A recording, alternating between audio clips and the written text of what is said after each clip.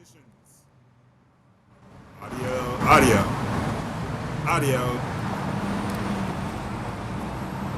9:10.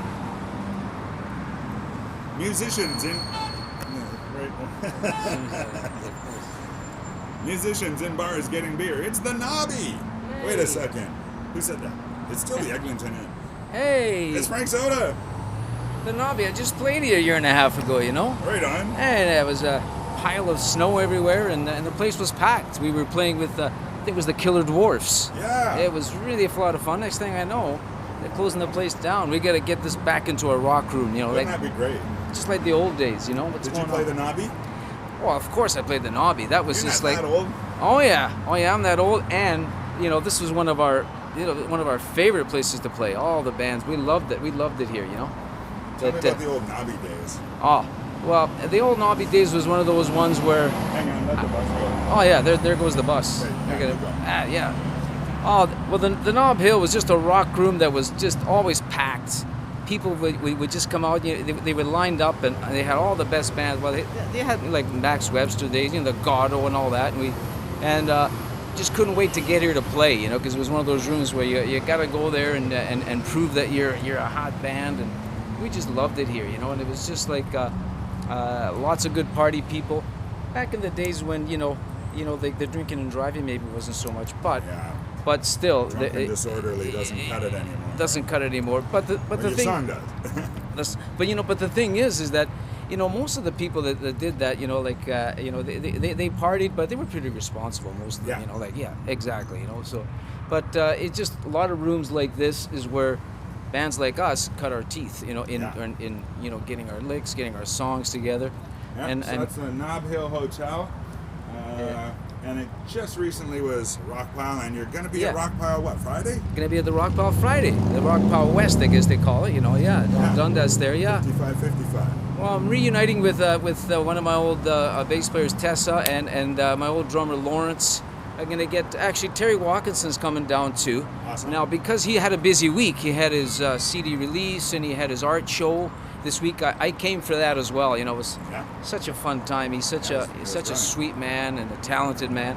Kim was there. Frank, Ron Sexsmith was there. Oh yeah, that was a great evening for Terry. Sam Batsulis. Yeah, tons of people. That was just a great show.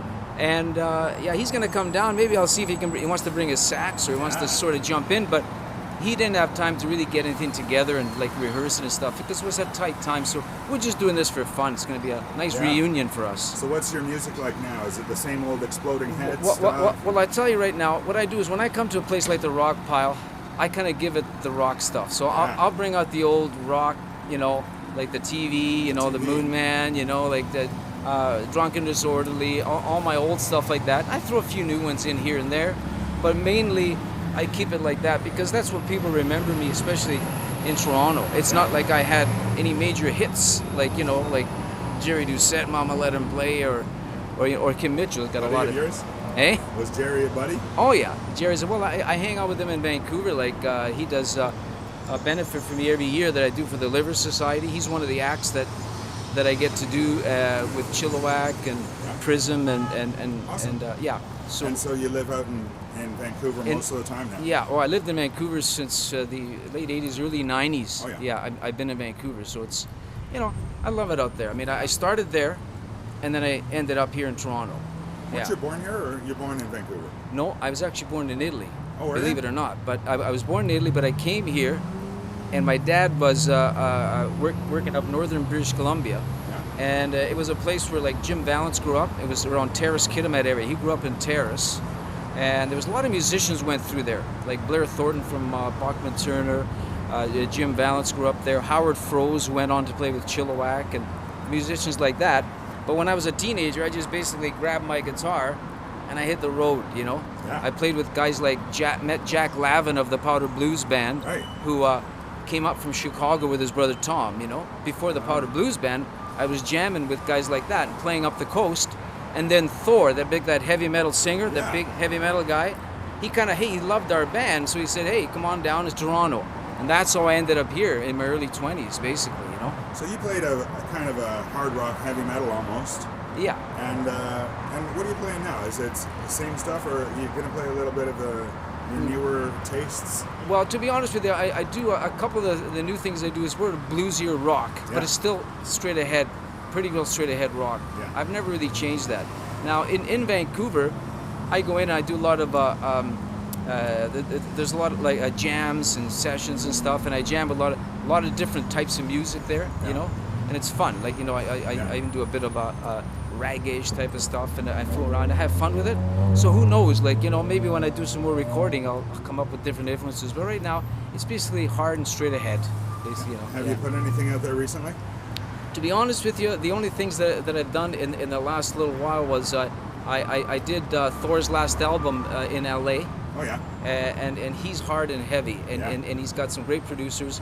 And I went to Europe with him a few years ago, and he played some pretty big festivals out there. Like, he played the Swede Fest and a bunch of things like that. So it was kind of nice to get out there and see, you know, like how big he was.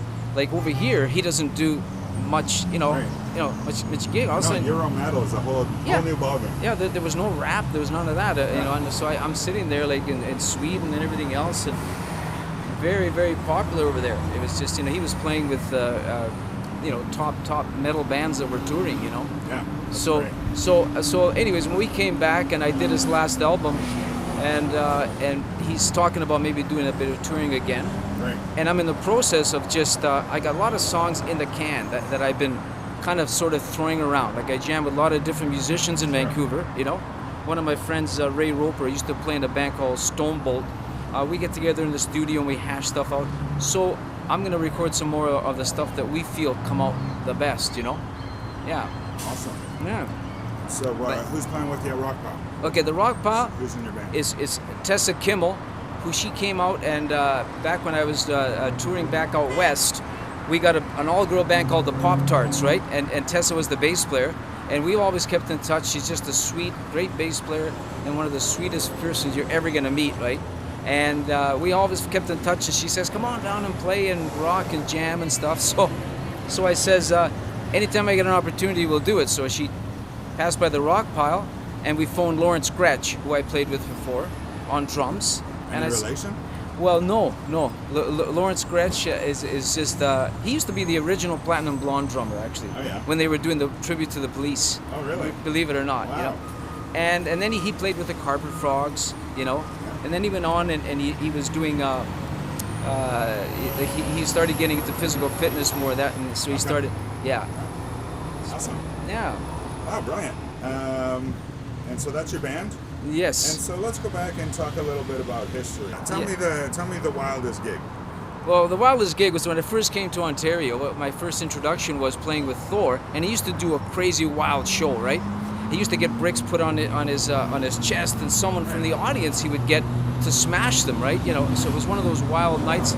So we weren't ready for it. We get up and do the show, and we're rocking his heavy metal, and he grabs somebody from the audience there in downtown. I can't remember. I think it was called the Montebello in St. Catharines. I could be wrong, right? Yeah. And all of a sudden, this crazy guy from the audience comes, give me that hammer, and he started to try to actually get the hammer towards, you know, like his you know what I mean? Oh, geez. Right in there, and he was trying to hammer there. All of a sudden, you know, Thor jumps up. There's a big brawl broke out. Next thing you know, bouncers come in, and all the room just up in a big like melee, just throwing tables and stuff. The big plate glass window, it was as wide as this, like all smashed through. Wow. The cops came out and closed everything down. It was just insanity. It was yeah. That's a Thor gig. Eh? Yeah, that's a Thor gig. I'll never forget that. Yeah, you well, know. have fun in Sweden. And another gig I did. Then I went back to Vancouver. When I moved back to Vancouver, I did the odd Frank Soda gigs, right? Uh-huh. And this is a true story. We were playing downstairs at one of the pubs, or one of the bars, right downstairs, and we had a big rock show going on down there. And upstairs was a kind of a sort of a disco where they played music and whatever it is. Next thing you know, we're down there playing, and the concussions are going off on my head. Boom, boom, boom, this and this. We didn't know what was going on. The next thing you know, the police are rushing downstairs and saying, you better get out of here. There was a big, upstairs there were people with guns and knives and tables and stuff throwing. And it was almost going to filter downstairs, and we got out of there. We barely got out of there with our lives. The whole street was, you know. So I've been through a couple of those incidents. I would never like to do that again. Yeah. Those are different times. Oh, you're not kidding. Yeah. So where else did you like to play around? Maybe Toronto. What were your favorite in Toronto? Well, to be honest with you, the Gasworks was one of our favorite places. You know, the Gasworks. I'm still sad that it's kind of shut down. I mean, you know, I look forward to playing the Gasworks. Yeah. And then, of course, back in the days, from the 70s and 80s, there was just lots of places to play. We could tour, like, across, you know, like, the lower Ontario area, like, you know, like down around between here and, say, even Montreal or whatever, you know, and Quebec. And then go out east, go up towards Thunder Bay, Winnipeg, and then all across Canada. And lots of rooms and stuff, places to play. You could always have, you know, a great crowds, you know. I mean, nowadays, I don't see many bands really doing that kind of circuits. It's kind of a different thing now, you know. First time I saw you was Nags Head North. Yeah, Nags Head North. Yeah, I love that. Nags Head North. Some of the names are escaping me now. Jumping on the tables for drunken disorder. And drinking beer. Well, it's like, you gotta get, you know, I get thirsty, so still. Well, the name of the show, Musicians in Bars Getting Beer. We'll be right back after a short message here with Frank Soda. All right. Oh, yeah, well, Bernie Albans is a good friend of mine. He plays with the Headpins, and he became one of the top booking agents, actually, in Vancouver. He books all the bands, the top bands all around the world, actually, now. But he also books a lot of the classic rock festivals, so the classic rock bands. Yeah. And what happened was, when I first moved to Vancouver, he knew who I was, and I was playing like you know, like Frank Soda stuff, etc., etc. And he booked me on some classic rock festivals, right? We were playing like you know, with Leonard Skinner and, you know, Loverboy, all the classic rock bands. But the problem was, he couldn't sort of keep the momentum going, because through the promoters, I didn't have the airplay and the exposure that bands like Loverboy, like Honeymoon Suite, Platinum Blonde, and you know, all the big bands. They had Jerry Doucette, you know, they had hits on the radio, and I just didn't have that. So I kind of sort of got, you know, less and less of those type of gigs, you know, now, you know. So that's why I just you know, reunite with Terry and Tilka, and do some Max Webster and some of my own stuff. It's awesome. Yeah. And so what were you up to with Bernie in Vancouver? Well, what I did was, when I first got there, I put together a band, and I was playing with Rick Fedek, and who's playing with Paul Rogers now, by the way. He's an awesome drummer. You know, he's playing with Paul Rogers, and I put together a band with Rick and a couple of my friends, you know, kind of top musicians of Vancouver.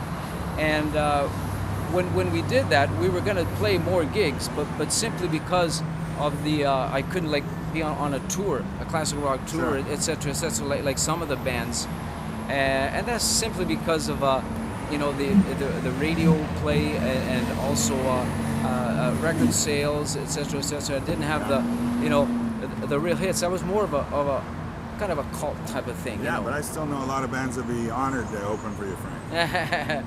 Well, you know, I appreciate that, and you know, and I was one of the bands that kind of like Dave Bedini's book said, you know, one of the bands that I was honored to have blazed the trail. We played across Canada, back and forth, and so the other bands could come and play, and you know, and some of them got very big, and that's good for them, you know. Yeah. Wow, it's awesome. It's awesome that there's still a community here where people of all the different levels of talent and popularity are all buddies and getting along and jamming together here and there, and having bigger and bigger shows that are just bigger parties. It's awesome. I know, and anything good, you know, good that's ever come, you know, for me has come through music. I mean, I've always loved music. Music is something that I can always just pick up a guitar and just, you know, like forget about my day or whatever, and you know, I met a lot of good people through music, you know, had lots of great parties, you know, through music, you know. And I wouldn't have been like, oh, there's a nice hot bike. Nice bike, yeah. And I definitely wouldn't have, you know, I'd had a lot of the, you know, sort of privileges that I've had. You know, if it wasn't through music, I got to meet great people, you know. And you know, some of us are actually, we feel privileged to have seen you in a bar, because you know, you sit there comfortably, you have a beer, Yeah, yeah. you see a great band, and it's more intimate. And you know, over time you get to know these people and talk to them, Yeah. like I'm doing right now. Yeah. On Musicians in Bars, get it Yeah. there, Frank All Soda. right. Yeah. Thanks Hey. again, All buddy. right, thank you. Thank Cheers. you, Billy. Yeah. Yeah. That is. Who did you hang out with back then? Well, back in the days, like my friends. Gasworks days. Oh, the Gasworks days were like there were so many musicians around, like Ray Godovich, the Gotto Band, and then I got to tour with the Max Webster guys, Yeah. and then after Terry and Mike Tilka were out of Max Webster, basically I started hanging out with them quite a bit. You know, Terry played with me, started playing keyboards with me, and doing some shows and stuff. So, you know, we became good friends way back then, and we're still friends to this day. And Mike Tilk and them, and I knew all the bands, like from Saga. You remember all the Saga? And Yeah, I think they were a friend called of mine's in Pockets. Saga. Yeah, Pockets, and I remember like even when before Triumph was a band, like Rick Emmett was playing in another bar band there, and he used to do the circuit, and he was around. Lawrence Gowan wasn't around. Was in a band where we joked about it when he came to Vancouver and he played with Styx. I went and said hello to him, and he said, "Yeah, remember the times we used to wear all those tights?" And Oh, yeah. and that's what he was doing in his band, and but they were a great band that he was playing with, you know. Yeah. But yeah, all those guys. Like I mean, I think I ran across most of the musicians that, you know, are still going and still around to this day. Even the guys from Platinum Blonde, like I said. I mean, I knew those guys when they used to come hang around the Gasworks. All those bands, Honeymoon Suite guys. Yeah. I used to know Derry from St. Catharines. Oh, really? Yeah, the guitar player, Yeah. great guitar player. Still at it. He's still at it. They're still out there, you know, and it just seems like you know, all us old guys still keep going, you know, somehow. But yeah, I hung around with almost all of them, ran across them one way or another, it seems, you know. So Yeah. I saw some video of you guys doing kind of a tribute to Max. It was you in place of Kim. Yeah, yeah. And the other three guys. Oh. Well, two of the other three guys. Yeah, two of the other three guys. Yeah, well, Yeah, Gary McCracken wouldn't come. Yeah, he's in Vancouver, or he's in BC somewhere. Yeah, no, Terry McCracken is in. I mean, Gary McCracken Gary, is in. Sorry, excuse me. He's in Sarnia still. Oh, he's yeah. in Sarnia. I'm Yeah, sorry, Gary. yeah. Okay. Yeah, Gary McCracken's in Well, what Sarnia. about Paul Kersey?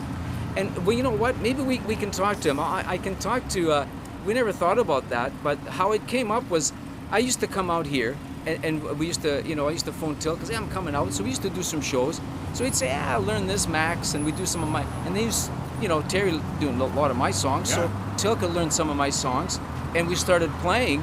And we go out as Frank Soda and the Traveling Websters, you know, that type of Okay, thing. yeah. So we do that for fun, you know. I mean, I enjoy playing the Max stuff because, you know, Kim Mitchell's a great guitar player, great guitar work, and it's just fun to play, you know, with a band that I used to, you know, open for, and you know, it was just a thrill for me to play with the actual guys. It was a lot of fun for me.